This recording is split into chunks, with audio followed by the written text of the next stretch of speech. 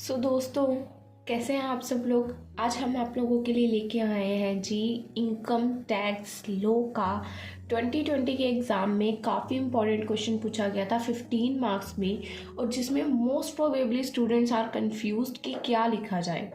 ठीक है, क्वेश्चन जो है हमारे चैप्टर रेजिडेंशियल स्टेटस से पूछा गया था, बट क्वेश्चन को ऐसे घुमाया गया कि बच्चे बहुत ज़्यादा कंफ्यूज थे कि इस क्वेश्चन में हम लिख क्या सकते हैं। ठीक है, क्वेश्चन आपकी स्क्रीन पे है, एक बार आप खुद रीड करके देखिए कि आपको क्या समझ आता है कि इसमें आप क्या लिख सकते हैं। इंसिडेंस ऑफ टैक्स लिखना है आपको। ठीक है, एज पर section 5 depend on the residential status of an assessee. पहले तो आपने incidence of tax according to section 5 residential status के अकॉर्डिंग लिखना है। उसके बाद आपने कुछ इसका कंसेप्ट लिखना है, explain about the concept of residential status and its applicability with regards to incidence of tax. और इसके बाद आपने इसकी कुछ एप्लीकेबिलिटी या इसका कुछ कंसेप्ट वहाँ पे क्लियर करना है। अब इसका आंसर जो मैं आपको प्रोवाइड करने वाली हूँ वो तो आप सोचो कि भूल ही नहीं पाने वाले हो, ऐसा आंसर है, आपको याद हो जाएगा। बट वीडियो को स्टार्ट करने से पहले एक छोटी सी रिक्वेस्ट ज़रूर करूँगी कि अगर अभी तक आप लोगों ने हमारी वीडियो को share, like, subscribe, notification bell को ऑन नहीं किया है तो प्लीज़ कर देना। ये थोड़ा ऐसे लगा ना जैसे मैंने रट्टा मार के बोला चलो कोई बात नहीं, फ्लो हो गया थोड़ा सा ख़राब। तो क्वेश्चन जो है फ्रेंड्स काफ़ी इंपॉर्टेंट है क्योंकि 2020 में 15 मार्क्स में पूछा गया है। और क्वेश्चन में क्या है, थोड़ा सा बोल्ड कर दिया क्वेश्चन दिमाग ख़राब करने के लिए। तो क्वेश्चन में सबसे पहले यहाँ पे क्या है, इंसिडेंस ऑफ टैक्स। ठीक है, सबसे फर्स्ट हम आप लोगों का इसी डाउट को क्लियर करेंगे कि इंसिडेंस ऑफ टैक्स में क्या है। Incidence of tax depend upon residential status of an assessee. सबसे फर्स्ट क्या है, इंसिडेंस ऑफ टैक्स क्या है, डिपेंड किस पे करता है, upon the incidence of tax किस पे, कि टैक्स कितना लगना है, किस पर्सन पे कितना टैक्स लगना है, वो किस पे डिपेंड करता है, उस बंदर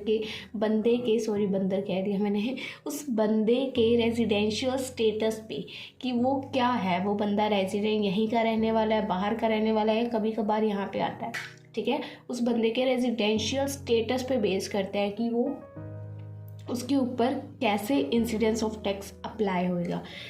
total income of an assessee will be different depending upon weather he is. जो उसकी टोटल इनकम है ना असेसी की, उसी के बेसिस पे डिफरेंट डिपेंडिंग अपॉन वेदर कि वो रेजिडेंट है, नॉन ऑर्डिनरी रेजिडेंट है या नॉन रेजिडेंट है। They are 3 points, resident, not ordinary resident और non resident.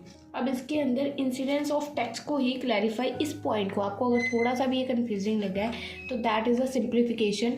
Incidence of tax क्या होता है, एक पर्सन है, उसकी जितनी भी इनकम है उसके ऊपर टैक्स अप्लाई होगा। टैक्स अप्लाई होके किसके पास जाएगा, गवर्नमेंट, और गवर्नमेंट से उसको क्या मिलेगा कि उसका रेजिडेंशियल स्टेटस क्या है। एक पर्सन जितनी भी इनकम अर्न करेगा उसके ऊपर अप्लाई करे होएगा टैक्स बाय गवर्नमेंट, और गवर्नमेंट टैक्स किस बेसिस पे अप्लाई करेगी, according to his residential status, कि उसका रेजिडेंशियल स्टेटस है क्या, वो क्या है, इंडिया का रेजिडेंट है, इंडिया से बाहर से आया है, नॉन रेजिडेंट है, ऑर्डिनरी रेजिडेंट है। बहुत सारे पॉइंट्स आ जाते हैं यहाँ पे। ठीक है, अगर समझने जाएं तो यहाँ पे बहुत सारे पॉइंट्स हैं जो आपको समझने पड़ेंगे, बट यहाँ पे एक आधा पॉइंट है जो मैं आपको समझाती हूँ। एक पर्सन है जैसे फॉर एग्जाम्पल पी। ठीक है, ये हर साल फॉरेन इनकम अर्न कर रहा है। एक पर्सन है पी जो हर साल फॉरेन इनकम अर्न कर रहा है। अब इसका रेजिडेंशियल स्टेटस क्या है, रेजिडेंशियल स्टेटस क्या है। अगर ये पर्सन देखो, एक पर्सन है इंडिया का रेजिडेंट है एक पर्सन, और वो अर्न कर रहा है फॉरेन इनकम, तो क्या ये टैक्स इंडियन गवर्नमेंट को पे करेगा। और एक पर्सन है, लगा लो वी, एक पर्सन है वी, ये इंडियन इनकम अर्न तो कर रहा है पर ये पर्सन रेजिडेंट नहीं है, ये नॉन रेजिडेंट है, तो ये टैक्स किसको पे करेगा। ध्यान से देखो, एक पर्सन है जो इंडिया का ही रेजिडेंट है, उसको अर्न इनकम बाहर से हो रही है, तो वो टैक्स जो इंडिया में रह रहा है, इंडिया में कमा रहा है, इंडिया में खा रहा है, वो तो इंडिया में पे करेगा, नॉर्मल सी बात है। पर जो बंदा इंडिया का है पर बाहर से इनकम अर्न कर रहा है वो किसको टैक्स पे करेगा, और जो बंदा बाहर का है इंडिया से इनकम अर्न कर रहा है वो टैक्स किसको पे करेगा। सो बेसिकली रेजिडेंशियल स्टेटस इसी कॉन्सेप्ट के ऊपर सारा बेस है। कि आपको टैक्स किसको पे करना है, इस यहाँ की गवर्नमेंट को जहाँ से इनकम आ रही है, जो इनकम दे रही है उसको, या जहाँ से इनकम आप लोग कलेक्ट कर रहे हो उसको। सिंपली बस आपको यहाँ पे देखो पर्सन की इनकम है, उसके ऊपर टैक्स तो लगेगा ही गवर्नमेंट्स के थ्रू, पर उसके अकॉर्डिंग टू रेजिडेंशियल स्टेटस ही आप लोग टैक्स अप्लाई कर सकते हो। ये नहीं है जिसकी भी कहीं से भी इनकम आ रही है आपने टैक्स लगा दिया, ठीक है। ये रेजिडेंशियल स्टेटस हम लोगों को यहाँ पे फाइंड करना पड़ता है अकॉर्डिंग टू सेक्शन 5। तो अगर आप लोगों ने क्वेश्चन ध्यान से देखा होगा, क्वेश्चन में स्पेसिफिकली लिखा है कि सेक्शन 5 के अकॉर्डिंग ही आपने क्वेश्चन को सॉल्व करना है, ठीक है। और हम लोग रेजिडेंशियल स्टेटस को जो फाइंड करना है ना, वो सेक्शन 5 के थ्रू ही फाइंड आउट कर सकते हैं। अब देखो कैसे, अब देखो सेक्शन, तो देखिए फ्रेंड्स सेक्शन 5 जो है इसमें क्या है, specifies the income which are chargeable to tax in different cases. Section 5 में क्या है, स्पेसिफिक किया गया है उन इनकम्स के बारे में जिनके ऊपर टैक्स चार्ज होना एप्लीकेबल है, कि वो चार्ज होएगा ही होएगा। डिफरेंट केसेस है इसके अंदर। डिफरेंट केसेस कौन कौन से हैं, हमने अभी स्टार्टिंग में जब इंसिडेंस ऑफ टैक्स का मीनिंग देखा, आपने देखा एक होता है रेजिडेंट, नॉन ऑर्डिनरी रेजिडेंट और नॉन रेजिडेंट। तो इन्हीं 3 पॉइंट्स को यहाँ पे आपको इलेबोरेट करके बताया गया है। रेजिडेंट फर्स्ट पॉइंट, सेकंड होएगा इसके बाद नॉन ऑर्डिनरी रेजिडेंट और उसके बाद नॉन रेजिडेंट, ठीक है। अब सेक्शन 5 के अंदर इन तीनों पॉइंट्स को कोलैब करना है आपने। सेक्शन 5 सिंपली आपको समझ आ जाएगा सेक्शन 5 के अंदर क्या लिख रहा है, जो मीनिंग में था resident, non ordinary resident, non resident, तीनों को एक्सप्लेन करना है। अब तीनों को एक्सप्लेन कैसे करोगे, बहुत सिंपल है, सिमिलर्स पॉइंट है, ध्यान से सुनना। फर्स्ट पॉइंट में क्या है, पर्सन रेजिडेंट है, पर्सन की जो भी इनकम है उसको इंडिया से अर्न हो रही है उसके ऊपर उसको टैक्स पे करना पड़ेगा, ये होता है रेजिडेंट में, ठीक है। नॉट ऑर्डिनरी रेजिडेंट में क्या है, टोटल इनकम उस पर्सन की जो भी है, जो है नॉट ऑर्डिनरी रेजिडेंट। पर्सन कौन है, नॉट ऑर्डिनरी रेजिडेंट, उसकी जो भी टोटल इनकम है उसके प्रीवियस ईयर के अकॉर्डिंग इनकम, जो भी सोर्स से उसको पिछले साल में इनकम अर्न हुई है उसके ऊपर उसको टैक्स लगेगा। पिछले साल में जिस भी सोर्स से उसको इनकम अर्न हुई है, चाहे वो पर्सन नॉट ऑर्डिनरी रेजिडेंट है, उसके ऊपर टैक्स अप्लाई होएगा, सेकंड पॉइंट। थर्ड क्या है, अगर वो पर्सन नॉन रेजिडेंट है तो उसकी जो भी टोटल इनकम है, टोटल इनकम पिछले साल की, प्रीवियस ईयर में जिस भी सोर्स से रिसीव हुई उसके ऊपर टैक्स। तीनों में ऊपर वाली चीज़ सेम है, अगर आपने गौर किया हो, नीचे वाली भी सेम है, वो मैं आपको समझाऊंगी। एक पर्सन है रेजिडेंट में क्या हो गया कि वो पर्सन इंडिया का पर्सन है, ठीक है। नॉट ऑर्डिनरी रेजिडेंट में क्या हो गया, एक पर्सन तो है पर वो क्या इंडिया का है, नहीं, वो नॉट ऑर्डिनरी रेजिडेंट है। और थर्ड नॉन रेजिडेंट में क्या हो गया, वो पर्सन तो है पर नॉन रेजिडेंट है। तीनों केसेस में उस पर्सन को जिस पिछले साल में, इस साल में नहीं, इससे पिछले साल में किसी भी सोर्स से अगर कोई इनकम रिसीव हुई है, किसी भी सोर्स से अगर वो इनकम रिसीव हुई है, सो उसके ऊपर टैक्स अप्लाई होएगा। फर्स्टली तीनों केसेस में ये चीज़ क्लियर है। अब टैक्स कैसे अप्लाई होएगा, फर्स्टली देखो, अगर उसको income received in India, previous year उसको इनकम जो है रिसीव हुई है इंडिया में पिछले साल में, फिर वो चाहे अराइज मतलब वो उसने वहाँ कमाई है या नहीं, पर उसको रिसीव इंडिया में हुई है, तो वो टैक्सेबल होएगा इंडियन गवर्नमेंट को। अगर उसने इनकम रिसीव की है इंडिया में पिछले साल में, चाहे वो इनकम उसने इंडिया में कमाई है चाहे वो नहीं कमाई है, तो वो टैक्सेबल किसको होएगी, इंडियन गवर्नमेंट को। Second point, income arise, income generate ही इंडिया में हुई है पिछले साल में, इनकम उसने कमाई ही पिछले साल में इंडिया में है, फिर वो चाहे उसको रिसीव इंडिया में हुई हो ना हुई हो, ये उसके ऊपर है। सेकेंड केस, इसमें भी वो इंडियन गवर्नमेंट को टैक्स पे करेगा। थर्ड केस है, इनकम अराइज हुई है आउटसाइड इंडिया, इनकम अराइज हुई है उसको इंडिया से कहीं बाहर पिछले साल में, बट हम लोग पॉइंट क्या पढ़ रहे हैं कि वो बंदा रेजिडेंट है, इनकम उसको अगर इंडिया से बाहर भी अराइज हुई है तो उसको रिसीव तो विद इन इंडिया होएगी ना, क्योंकि वो इंडिया का रेजिडेंट है, तो ये इंडियन गवर्नमेंट को पे करेगा। अब जो अगले पॉइंट्स है ना, उनमें ये चीज़ आप लोग कहते हो कन्फ्यूज हो जाती है, मैं कहती हूँ नहीं होएगी। नेक्स्ट जितने भी पॉइंट्स हैं, ये 2 पॉइंट सेम रहेंगे, ठीक है, ये 2 पॉइंट सेम रहेंगे।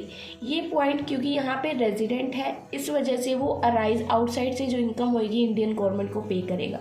बट यहाँ पे अगर वो नॉट ऑर्डिनरी रेजिडेंट, अगर वो बंदा नॉट ऑर्डिनरी रेजिडेंट है या नॉन रेजिडेंट है, तो यहाँ पे क्या चेंजेस आएंगे, अब यहाँ पे ध्यान से देखो। Second point, not ordinary resident, वो बंदा क्या है, नॉट ऑर्डिनरी रेजिडेंट है।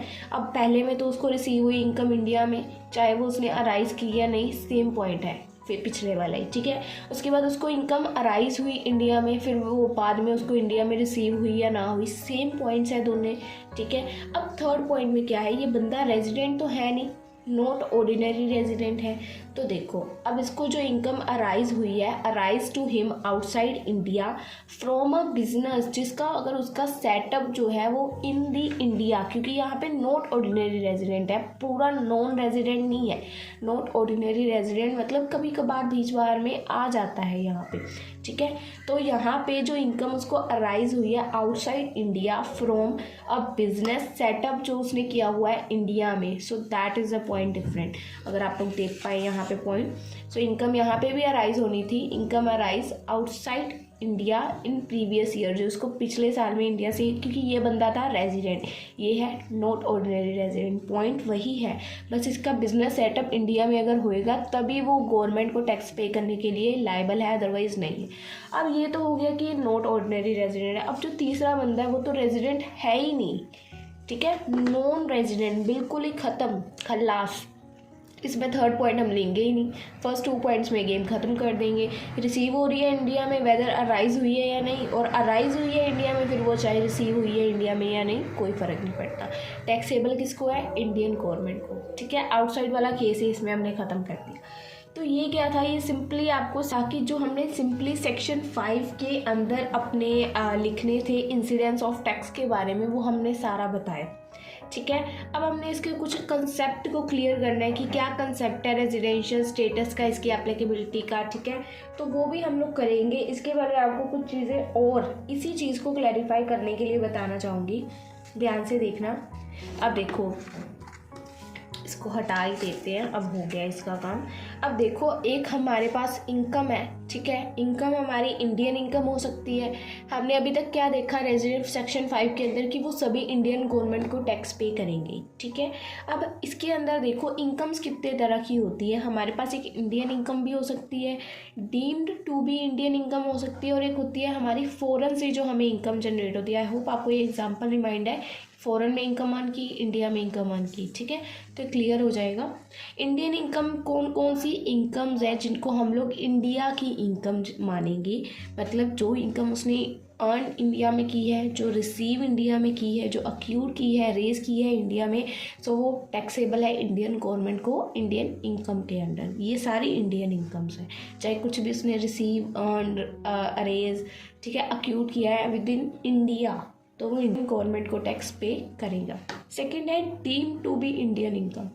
Deem to be Indian income में क्या है, रिसीव, रेज्ड और रिसीव आउटसाइड इंडिया, जो इनकम है उसने रेज या रिसीव तो की इंडिया से बाहर, ठीक है, पर वो इनकम इंडिया की कैसे हुई, deemed to be Indian income, मतलब ध्यान से सुनना। अब ये चीज़ है ना आपको ध्यान से देखनी कि इसमें जो है वो पे ही गवर्नमेंट कर रही है, आपकी सैलरी है, ठीक है। आप ना किसी बाहर फॉरेन कंट्री में वर्क कर रहे हो, ठीक है, उसमें आपको कौन सैलरी पे कर रहा है, पर सैलरी आपको गवर्नमेंट पे करी। अगर आपको पता हो फॉरेन कंट्रीज़ में हमारी इंडिया की एम्बेसी होती है, इंडियन एम्बेसी, ठीक है, आप लोगों में से कई लोगों ने सुना होगा इंडियन एम्बेसी होती है। तो उसका अगर इंडियन एम्बेसी है तो इंडिया की गवर्नमेंट वहाँ पे लोगों को सैलरी एम्प्लॉय करके देगी ना, पे करेगी, फॉरेन कंट्री तो नहीं करेगी। अब क्या है, रेज भी बाहर हुई, रिसीव भी इंडिया से बाहर हुई, पर उसको गवर्नमेंट ने पे किया, pay by the Indian government, so that is taxable to Indian government. So tax किसको जाएगा, इंडियन गवर्नमेंट को कि फॉरेन गवर्नमेंट को। इनकम कौन पे कर रहा है, इंडियन गवर्नमेंट, तो टैक्स भी तो उसी को रिसीव होएगा। अब फॉरेन इनकम्स में ऐसी कौन कौन सी हैं जिसके ऊपर इंडियन गवर्नमेंट को टैक्स पे करना पड़ेगा। अगर कोई इनकम आउटसाइड इंडिया रेज कर रही है, अगर कोई इनकम आउटसाइड इंडिया रेज कर रहे हैं या रिसीव आउटसाइड इंडिया कर रहे हैं, रिसीव आउटसाइड इंडिया कर रहे हैं, जनरेट इंडिया में हुई, रिसीव बाहर हुई, और जनरेट बाहर हुई, रिसीव इंडिया में हुई, दोनों ही केसेस में इंडियन गवर्नमेंट को आपको टैक्स पे करना पड़ेगा। आई होप काफ़ी हद तक क्लैरिटी है। आप इसी बेसिस के ऊपर आपकी इनकम के ऊपर टैक्स अप्लाई होता है। एक आता है, इसमें आता है आप लोगों का स्टेटस पता चल जाएगा कि आप रेजिडेंट है, नॉट ऑर्डिनरी रेजिडेंट है या नॉन रेजिडेंट है। सो इसके अंदर अगर आप ध्यान से समझने की कोशिश करें, फर्स्ट है resident, ordinary resident, resident but not ordinary resident और नॉट रेजिडेंट। अब देखो, अब हमने अभी 3 पॉइंट समझे यहाँ पे, Indian income, deemed to be Indian income, foreign income, ठीक है। तो यही यहाँ पे लिखी है, Indian income, deemed to be Indian income, foreign income. अब इन इनकम्स के बेस पे आपके ऊपर आपका स्टेटस फाइंड आउट करा जाएगा। अगर आपका स्टेटस, अगर आप रेजिडेंट हो, ऑर्डिनरी रेजिडेंट, तो आप किसको टैक्स पे करोगे, अगर आप नहीं हो तो किसको करोगे, अगर आप नॉन रेजिडेंट हो तो किसको करोगे, तीनों चीज़ों में। अब देखो इंडियन इनकम है, अब इंडियन इनकम है, किसी रेजिडेंट पर्सन को पे हो रही है, रेजिडेंट है, ऑर्डिनरी रेजिडेंट है, तो क्या वो इंडियन गवर्नमेंट को टैक्स पे करेगा? जी हाँ, इंडिया का रेजिडेंट है, इंडिया से इनकम अर्न कर रहा है, वो तो इंडियन गवर्नमेंट को ही टैक्स पे करेगा। अब कोई बंदे को इंडियन इनकम रिसीव हो रही है बट वो रेजिडेंट नॉट ऑर्डिनरी रेजिडेंट है, रेजिडेंट नॉट ऑर्डिनरी रेजिडेंट है। अब वो बंदा नॉट ऑर्डिनरी रेजिडेंट है तो क्या वो इंडियन गवर्नमेंट को टैक्स पे करेगा? जी हाँ, वो अगर उसको इनकम इंडिया में रिसीव हो रही है, देखो ना यहाँ पे लिखे है इंडियन इनकम, उसको इनकम इंडिया से आ रही है, फिर वो उसको इंडिया में रिसीव हुई, हमने अभी पॉइंट्स देखे थे ना, रिसीव इंडिया में हुई या अराइज इंडिया में हुई, टैक्स उसने पे करना ही करना है, नॉट ऑर्डिनरी रेजिडेंट। तो वही चीज़ है, उसको इंडिया में तो रिसीव हुई, अब वो बंदा रेजिडेंट है या नॉट ऑर्डिनरी रेजिडेंट है फ़र्क नहीं पड़ता, उसको टैक्स पे इंडियन गवर्नमेंट को ही करना पड़ेगा। अब कोई नॉन रेजिडेंट है, उसको भी हमने देखे थे ये 3 पॉइंट्स, जब हमने सेक्शन 5 किया तो हमने देखा था इसके फर्स्ट 2 पॉइंट्स सब में सेम थे कि उसको इंडिया में अगर इनकम रिसीव हुई है चाहे नहीं हुई, उसको टैक्स इंडियन गवर्नमेंट को, अगर अराइज हुई है या नहीं हुई तब भी गवर्नमेंट को पे करना पड़ेगा। सो वही चीज़ है यहाँ पे, अगर आप लोग देखें तो तीनों टिक्स है। इंडियन इनकम के सामने, इंडिया से अगर आपको कोई भी इनकम रिसीव हुई है ना, तो आपको इंडियन गवर्नमेंट को ही टैक्स पे करना पड़ेगा, चाहे कोई भी केस है, ठीक है। सेकेंड, डीम्ड इनकम, अगर आपको कोई भी डीम्ड इनकम में क्या था, अभी यहाँ पे देखो, रेज हुई है और रिसीव हुई है आउटसाइड द इंडिया, रेज हुई है, रिसीव हुई है आउटसाइड द इंडिया, और उसके ऊपर पेमेंट कौन कर रहा है? Pay by Indian government, pay by Indian government. So deem to be Indian income, अगर तो बंदा इंडिया का रेजिडेंट है सो इंडियन गवर्नमेंट को ही पे करेगा, नॉट ऑर्डिनरी रेजिडेंट है तब भी इंडियन गवर्नमेंट को ही पे करेगा, बट बंदा जी बिल्कुल ही नॉन रेजिडेंट है तो वो इंडियन गवर्नमेंट को, ये होगा इंडियन एम्बेसी वाला, ये बिल्कुल ही नॉन रेजिडेंट है, इंडिया का है ही नहीं, इंडियन एम्बेसी में नहीं काम करता, तो फिर वो इंडियन गवर्नमेंट को टैक्स पे नहीं करेगा। अब फॉरेन इनकम, फॉरेन से कोई इनकम आ रही है, अगर तो बंदा वो रेजिडेंट है तो वो इंडियन गवर्नमेंट को पे करेगा। अब फॉरेन की कोई इनकम है पर वो बंदा नॉट ऑर्डिनरी रेजिडेंट है तो वो इंडियन गवर्नमेंट को टैक्स पे नहीं करेगा, और नॉन रेजिडेंट में तो बिल्कुल नहीं करेगा। फॉरेन में रहता है, फॉरेन में इनकम अर्न कर रहा है, फॉरेन की गवर्नमेंट को जाकर टैक्स पे कर, इंडियन गवर्नमेंट को क्यों करेगा, ठीक है। सो ये चार्ट सिंप्लीफाई है, अगर आपको ऐसे समझ आ गया है तो बहुत अच्छी बात है, नहीं आया है तो आप इसको थोड़ा सा रख भी सकते हैं कि लास्ट वाले 3 क्रॉसेज है, बाकी सब ठीक है, ठीक है। ये कोई टफ नहीं है आप लोगों के लिए, बट काफ़ी हद तक आपको समझ आ चुका होगा। अब नेक्स्ट अगले क्वेश्चन में, जो इसी क्वेश्चन में जो नेक्स्ट पूछा गया था पार्ट हमसे, अगर आपने देखा हो तो कंसेप्ट वाला, इसके ऊपर चलते हैं फटाफट से, फिर क्वेश्चन फिनिश भी करना है हम लोगों ने। फ्रेंड्स, क्वेश्चन में जो हमारा सेकंड पॉइंट बोला गया था क्वेश्चन में कि उस क्वेश्चन के कंसेप्ट क्या एप्लीकेबिलिटी है उसके बारे में बताओ, तो वो उसकी देखते हैं क्या लिख सकते हैं हम लोग। देखो, residential status is determined for each category of person separately. Residential status जो है वो हर पर्सन या हर कैटेगरी ऑफ पर्सन के लिए अलग अलग डिफाइन किया गया है, ठीक है। तो हम इसको कंबाइन नहीं कर सकते कि भाई सब भी जो इंडिया में रह रहे हैं ना, सबके सब भी इंडिया के रेजिडेंट हैं, नहीं, सब अलग अलग हैं। हो सकता है किसी की इंडिया में कंपनी है वो खुद नहीं रहता, ठीक है ना, सब चीज़ डिफरेंट है। तो यहाँ पे लिखा हुआ है there are separate set of rules for determining the residential status. Separate rules हैं रेजिडेंशियल स्टेटस फाइंड करने के लिए इंडिविजुअल के, और सेपरेट रूल्स हैं कंपनीज के लिए।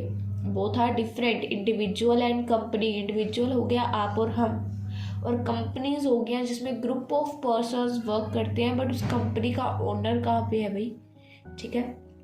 तो इसी के बारे में detail rules regarding residential status आगे का हमारा सो इसके आगे देखिए हमारा फर्स्ट पॉइंट जो इसके अंदर आता है कि residential status of an individual. सबसे फर्स्ट हम लोग इंडिविजुअल का रेजिडेंशियल स्टेटस यहाँ पे बताने वाले हैं।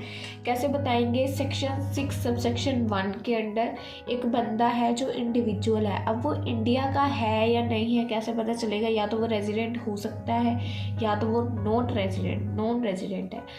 नॉन रेजिडेंट हो गया तो बात वहीं पे ख़त्म हो गई। पर अगर वो बंदा गलती से भी अगर रेजिडेंट है तो उसके बाद हमने चेक करना है कि वो ऑर्डिनरी रेजिडेंट है या नॉन ऑर्डिनरी रेजिडेंट है। ठीक है, अगर वो बंदा रेजिडेंट है तो उसके बाद हमने क्या चेक करना है कि वो बंदा ऑर्डिनरली रेजिडेंट है या नॉन ऑर्डिनरली रेजिडेंट है। अगर नॉन रेजिडेंट निकला है तो बात तो वही ख़त्म हो गई, पर अगर रेजिडेंट है तो आगे ये प्रोसेस होएगा। ठीक है, अब यही चीज़ हम लोग आगे समझेंगे नॉन रेजिडेंट के अंदर ऑर्डिनरी और नॉन ऑर्डिनरी रेजिडेंट। पहले देखते हैं कि अगर तो वो बंदा इंडिया में सिर्फ रेजिडेंट कैसे होएगा। देखो इंडिविजुअल है, रेजिडेंट होने के लिए भी तो उसको कुछ कंडीशंस को फुलफिल करना पड़ेगा ना। इंडिविजुअल को रेजिडेंट, पहले रेजिडेंट बनने के लिए जो बेसिक है, this is additional, this both are additional, this is basic. So first हम लोग देखेंगे कि हमारी बेसिक कंडीशंस क्या है इंडिया का रेजिडेंट होने के लिए। रेजिडेंट इन इंडिया, इसके लिए कुछ बेसिक्स हैं। क्या है?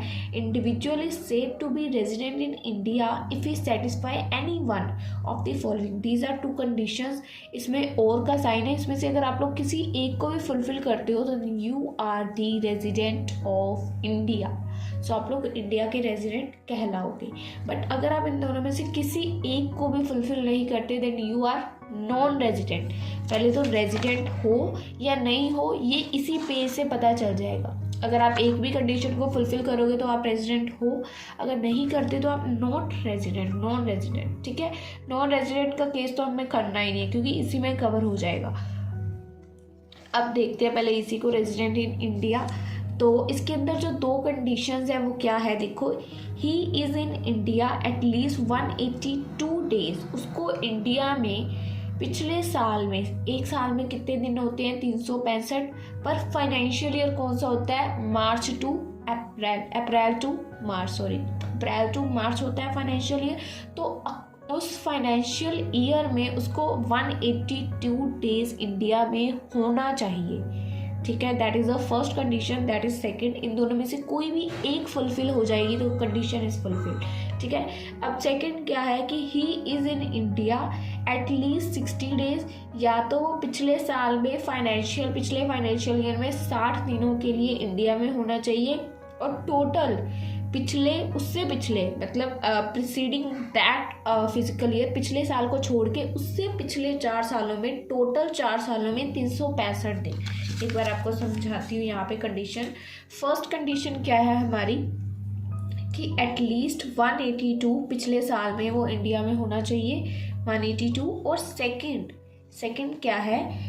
60 डेज तो हो गए जो प्रीवियस ईयर में, पिछले साल में 60 डेज वो इंडिया में होना चाहिए। इसके साथ प्लस 365 डेज, इससे पिछले साल से उससे भी पिछले 4 सालों में, 4 ईयर्स में वो इंडिया में टोटल 365 डेज होना चाहिए। That is second condition. या तो पिछले साल में टोटल 182 डेज हो जाए। अगर पिछले साल में 182 डेज से कम है तो पिछले साल में अगर 60 डेज के नियर बाय रहता है तो उससे पिछले वाले से भी पिछले, जैसे प्रेजेंट लगा लो कौन सा चल रहा है हमारा, 2022 और 2023। ठीक है, अब ये साल तो अभी चल रहा है ना, इसको छोड़ दो। इसका पिछला कौन सा हुआ? 2021 और 2022। तो इस साल में जैसे वो रहा 60 डेज, इस साल में वो रहा 60 डेज। तो इससे पिछले 4 सालों में यानी कि 2020 और 2021, 19 और 20, 18 और 19, 17 और 18, तो ये पिछले जो 4 साल है ना, इन चारों सालों में वो टोटल जो इंडिया में रहा हो वो होने चाहिए टोटल डेज, दैट इज 365। ठीक है, that is the second condition. This both are included, plus का साइन है यहाँ पे। ठीक है, तो ये कंडीशन के अंदर दोनों पॉइंट्स कवर अप करने हैं आपको। है फ्रेंड्स, दोस्तों ये जो 2 कंडीशंस हैं आई होप आपको क्लियर है। 182 डेज इन इंडिया या 60 डेज पिछले फाइनेंशियल ईयर में, पिछला प्रीवियस ईयर का जो फाइनेंशियल ईयर था वो, और 365 days for preceding physical years में। अगर तो आप इन दोनों कंडीशंस में से किसी एक को फुलफिल कर देते हो then you are a resident. अगर आप इन दोनों कंडीशंस में से किसी को भी फुलफिल नहीं करते हो then you are non resident. That is clear. ठीक है, अब नेक्स्ट क्या है, ऑर्डिनरी रेजिडेंट और नॉट ऑर्डिनरी रेजिडेंट। अब इसको करने से पहले अब आप लोगों में से अगर इन दोनों को कर लिया तो इसी के अंदर कुछ एक्सेप्शंस है पहले।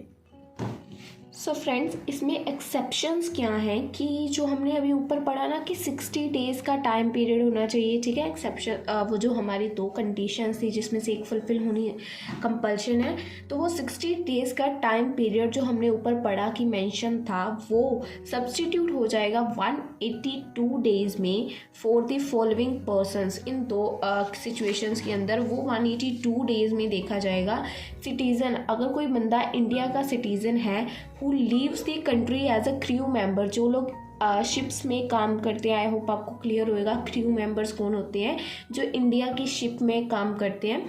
सो citizen of Indian who leaves the country as a crew member of an Indian ship और for the purpose of employment outside India. ठीक है, तो उनके लिए ये केस 182 डेज़ के लिए रहेगा। और अगर कोई सिटीज़न है जो इंडिया में पिछले साल ही आया है, a citizen of India who visit India in previous year, पिछले साल में ही इंडिया में उसने विजिट किया है, सो उसके लिए भी ये पीरियड 182 डेज़ का रहेगा। ठीक है, अब हम लोग आते हैं हमारे नेक्स्ट पॉइंट कंसेप्ट पे। अब हमारा ये था कि हम लोग इंडिविजुअल थे, रेजिडेंट या नॉन रेजिडेंट में से हम लोग रेजिडेंट आई थिंक क्लियर हो चुके हैं। अब आते हैं कि अगर वो बंदा ऑर्डिनरी रेजिडेंट है या नॉट ऑर्डिनरी रेजिडेंट है। अगर रेजिडेंट पता चल गया, अगर एक भी कंडीशन फुलफिल कर दी तो वो रेजिडेंट हो जाएगा। ठीक है, अब देखना है कि वो ऑर्डिनरी रेजिडेंट है या नॉट ऑर्डिनरी रेजिडेंट। अब देखो, रेजिडेंट एंड ऑर्डिनरी रेजिडेंट, अब यहाँ पे जो कंडीशंस हम बताएंगे अगर तो वो फुलफिल हो जाती हैं तो वो बंदा रेजिडेंट एंड ऑर्डिनरी रेजिडेंट है। अगर वो फुलफिल नहीं होती हैं तो इफ़ नॉट फुलफिल तो वो रेजिडेंट नॉट ऑर्डिनरी रेजिडेंट कहलाएगा। यहाँ पे 2 पॉइंट्स थे ना, ऑर्डिनरी रेजिडेंट और नॉट ऑर्डिनरी रेजिडेंट। अब जो भी कंडीशंस आपको बताऊंगी अगर वो फुलफिल हो गई तो वो ऑर्डिनरी है, नहीं हुई तो वो नॉन ऑर्डिनरी है। ठीक है, बिल्कुल सिंपल सा कंसेप्ट है। Individual shall be resident and ordinary resident if is satisfy both. अब यहाँ पे एक चीज़ आपको मैं क्लियर कर दूँ, ये जो हमने देखा था इसमें से इन दोनों में से कोई एक कंडीशन सेटिस्फाई करनी थी रेजिडेंट में। ठीक है, बट जो इसके आगे का कंसेप्ट है ना उसमें both conditions are fulfil, both satisfy both the conditions, दोनों कंडीशंस को फुलफिल करना होगा। क्या है, 2 out of 10 years immediately preceding the year, पिछले 10 सालों में किसी भी 2 सालों में वो बंदा इंडिया में रहा होना चाहिए। पिछले 10 सालों में किसी भी 2 सालों में वो बंदा इंडिया में रहा होना चाहिए। अगर वो कंडीशन फुलफिल करेगा then he is resident and ordinary resident. और 730 डेज और मोर ड्यूरिंग 7 प्रीवियस ईयर, 730 दिन और उससे ज़्यादा भी हो सकती है टोटल पिछले 7 सालों में। 730 दिन और उससे ज़्यादा भी हो सकती हैं पिछले 7 सालों में वो इंडिया में रहा होना चाहिए। अगर वो इन दोनों कंडीशंस को फुलफिल कर रहा है then he is a resident and ordinary resident. पर अगर वो इन दोनों में से किसी एक को फुलफिल कर रहा है और दूसरी को नहीं कर रहा है देन भी वो नॉट ऑर्डिनरी रेजिडेंट माना जाएगा। और अगर दोनों को ही नहीं फुलफिल कर रहा है देन तो वो पक्का ही resident but not ordinary resident माना जाएगा। आई होप आपको जो मेरा ये फर्स्ट पॉइंट था residential status of an individual clear है। बिल्कुल इजी लैंग्वेज में मैंने आपको बताया है कि कैसे वो रेजिडेंट हो सकता है। या इसकी भी 2 कंडीशंस थी, उसके बाद हमने इसकी कुछ एक्सेप्शंस देखी, उसके बाद इन दोनों के लिए भी 2 कंडीशंस थी जो अगर फुलफिल हो जाएंगी तो वो ये है, नहीं होएंगी तो वो ये है। बिल्कुल सिंपल कंसेप्ट है। ठीक है, नेक्स्ट पॉइंट पे आते हैं, residential status of HUF Hindu undivided family, section 6 sub section 2। अब इसका रेजिडेंशियल स्टेटस कैसे पता चलेगा? रेजिडेंशियल स्टेटस सिंपली इसका पता चलेगा जी प्लेस ऑफ कंट्रोल से। Control and management of the affair of HUF, उसका कंट्रोल एंड मैनेजमेंट कहाँ पे है? अगर उसका कंट्रोल एंड मैनेजमेंट पूरा ही इंडिया में है, कंट्रोल भी यहाँ है मैनेजमेंट भी यहाँ है, तो वो बंदा इंडिया का रेजिडेंट है। अगर उसका कंट्रोल होली पूरा ही आउट ऑफ द इंडिया है तो वो बंदा नॉन रेजिडेंट है। कंट्रोल भी और मैनेजमेंट भी, दोनों, कंट्रोल एंड मैनेजमेंट बोथ, ठीक है। और उसका अगर कंट्रोल एंड मैनेजमेंट थोड़ा कुछ पार्ट इंडिया में है, कुछ पार्ट इंडिया से बाहर है, तो वो रेजिडेंट है। सिर्फ एक ही कंडीशन में वो नॉन रेजिडेंट है, जब वो बिल्कुल पूरा ही होली आउट ऑफ इंडिया, बिल्कुल बाहर है इंडिया से, ठीक है। कंट्रोल एंड मैनेजमेंट जी, control and management lies at the place, control and management के बारे में बताया कि वो कहाँ पे लाई करता है, at the place where decisions regarding affair of HUF are taken, जहाँ पे डिसीजंस लिए जाते हैं कंपनी के बारे में कि वो कैसे परफॉर्म करेगी, क्या उसकी सिचुएशंस होएंगी, ठीक है। तो उसके बारे में अगर फुलफिल करता है कंडीशंस को, then he will be resident and ordinary resident. अब देखिए यहाँ पे एक पॉइंट फिर से अगर आप लोगों ने ध्यान दिया हो तो रेजिडेंट और ऑर्डिनरी रेजिडेंट फर्स्ट पॉइंट वाला रिपीट हो रहा है। तो इसके अंदर जो कंडीशंस है ना जिसको उसको फुलफिल करना है, that is the same conditions 2 out of 10 years और 730 डेज। इन दोनों कंडीशंस को फुलफिल करेगा तो वो रेजिडेंट एंड ऑर्डिनरी रेजिडेंट है। अगर नहीं फुलफिल करेगा तो वो resident but not ordinary resident है, ठीक है। सेम सेकंड पॉइंट में आप लोग इसके अंदर कंडीशंस अगेन रिपीट लिख सकते हो अगर आप नोट्स बना रहे हो, साथ साथ आएंगी, क्योंकि मैंने नहीं लिखी क्योंकि मेरे पास थी ऑलरेडी। आई होप आपको second point residential status of HUF clear है। सिंपली है, अगर बंदा पूरा इंडिया में है तो उसका रेजिडेंट है, अगर आउट ऑफ द इंडिया है तो नॉन रेजिडेंट है, अगर कुछ पार्ट इंडिया में कुछ इंडिया से बाहर है तो वो रेजिडेंट ही माना जाएगा, ठीक है। अब इसके बाद आपके लिए काफ़ी इजी हो जाएंगे पॉइंट्स नंबर। सो फ्रेंड्स, इसके बाद जो थर्ड पॉइंट है ये आपके लिए काफ़ी इजी हो जाएगा। देखिए क्या है, residential status of firm and association of firm, section 6 subsection 2 है, बट इसके अंदर भी सेम जो हमने अभी पिछले पॉइंट में किया था HUF वाले में, प्लेस ऑफ कंट्रोल और रेजिडेंशियल स्टेटस कैसे पता चलेगा। अगर उसका कंट्रोल और मैनेजमेंट होली इन इंडिया है तो वो रेजिडेंट है, होली आउटसाइड इंडिया है तो नॉन रेजिडेंट है, पार्टली इन इंडिया या पार्टली आउटसाइड इंडिया तो वो रेजिडेंट है। सिंपल है, बिल्कुल कुछ टफ नहीं है, ठीक है। नेक्स्ट पॉइंट की तरफ चलते हैं। नेक्स्ट पॉइंट क्या है, residential status of a company. अब कंपनी का किसी रेजिडेंशियल स्टेटस देखना है, कैसे देखेंगे, is the company N Indian company. पहले तो देखना है कि वो कंपनी इंडियन कंपनी है, अगर येस या नो, ठीक है। अगर तो वो कंपनी इंडिया की कंपनी नहीं है तो वेदर पोएम मतलब क्या होता है, प्लेस ऑफ इफेक्टिव मैनेजमेंट, उसका मैनेजमेंट का place of effective management, whether place of effective management of the company is in India in the relevant previous year. अगर वो कंपनी इंडिया की नहीं है तो क्या उसका मैनेजमेंट का जो प्रोसेस है वो इंडिया में होता है, अगर उसके लिए येस तो इधर, अगर नहीं है तो दी कंपनी इज नो। अगर तो उसका ना ही इफेक्टिव मैनेजमेंट का प्रोसेस इंडिया में है, ना ही वो कंपनी इंडिया में है, तो then this company is non resident for the relevant previous year, तो उस कंपनी को नॉन रेजिडेंट माना जाएगा। बट अगर वो पहले केस में in the company is an Indian company, yes वो कंपनी इंडियन कंपनी है तो company is a resident in India, तो उसको हम लोग रेजिडेंट मानेंगे।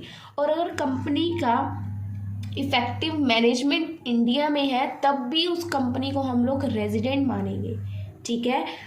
देखो यहाँ पे पहले कंपनी इंडिया की कंपनी है, नो, यहाँ पे येस, अगर नहीं है तो उसका इफेक्टिव मैनेजमेंट देखेंगे, अगर येस तो सीधे ही उसको रेजिडेंट डिक्लेयर कर दिया, ठीक है। अब अगर वो कंपनी इंडिया की नहीं है तो हो सकता है उसकी मैनेजमेंट इंडिया की हो, तो इस केस में भी हमने नो और येस देखना है, अगर उसकी इफेक्टिव मैनेजमेंट इंडिया की है या नहीं है। अगर नहीं है तो वो नॉन रेजिडेंट है, अगर है तो वो रेजिडेंट है। सिंपली पॉइंट क्लियर है आपको, फोर्थ वाला, आई होप सिंपल है बिल्कुल। अब आते हैं हमारे last but not least point, residential status of every other person. Every other person section 6 subsection 4 है, every other person is resident in India.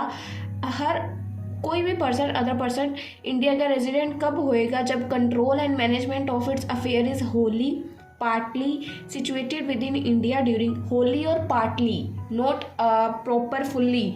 यहाँ पे देखो क्या था, Holi in India, Holi outside India, outside वाला नहीं ले रहे, होली और पार्टली, ठीक है। कुछ पार्ट पार्टली में हो सकता है, ठीक है। So wholly partly situated with in India during relevant previous year.